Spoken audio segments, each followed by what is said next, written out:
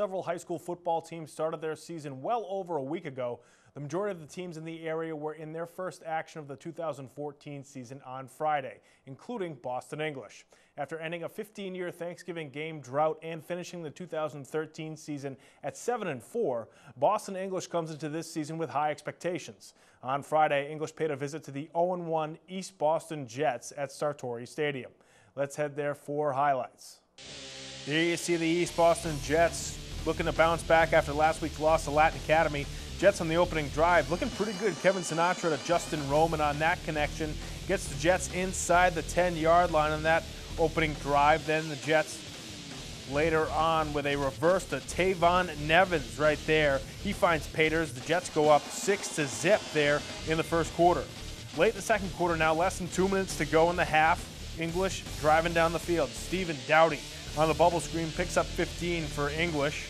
Then on the very next play, it's quarterback Emmanuel Almonte on the quarterback keeper. He picks up 21 yards down the sideline on this play. Sets up English inside the 20. Now English at the goal line. It's Almonte punching it home there for the blue and blue as English also gets a 2-point conversion. They were up 8-6 at the half. Opening kickoff of the third quarter. English sophomore Damone Marshall.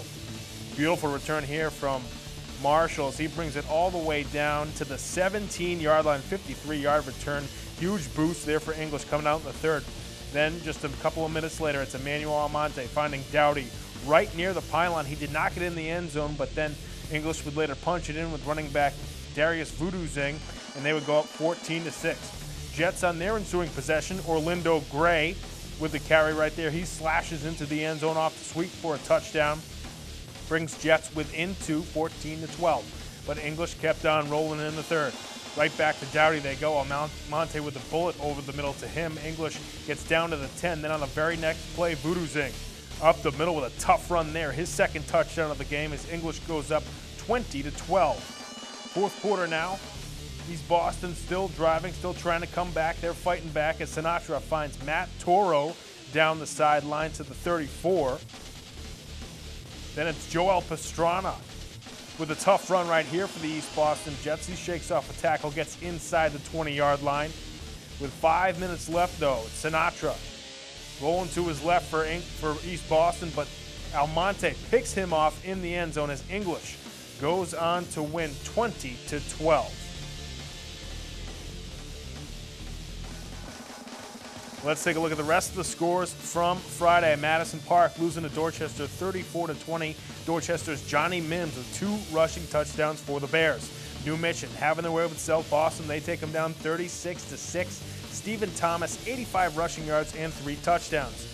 O'Brien having their way with Charlestown, winning 44-6. Phillip with 77 rushing yards and 2 touchdowns for the Tigers. Meanwhile, Bright taking down Martha's Vineyard 28-13. Dexter Andrews, 300 yards rushing.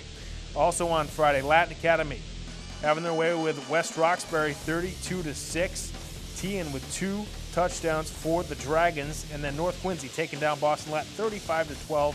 Brown with 2 touchdowns, an interception, and 7 tackles. Also last week, girls soccer, South Boston taking down East Boston 2-1. Badgett with the game-winning goal. And Concord Carlisle blanks Boston Latin 5-0. Meg Wilson with her 3rd goal of the season. Then on Friday, boys soccer, O'Brien easily taking down Charlestown 7-1. Butsley with 3 goals and 2 assists. Fantastic game for him. East Boston beating Medford 4-1. Toro with a goal and 2 assists for the Eastie Jets. Then also on Friday, boys soccer as Burke and Madison Park tie 2 apiece. So the fall high school sports season is now in full swing. Make sure you get out to the fields to support our teams. That's going to do it for sports this week. Be sure to come right back here next week for more on Boston Neighborhood Sports.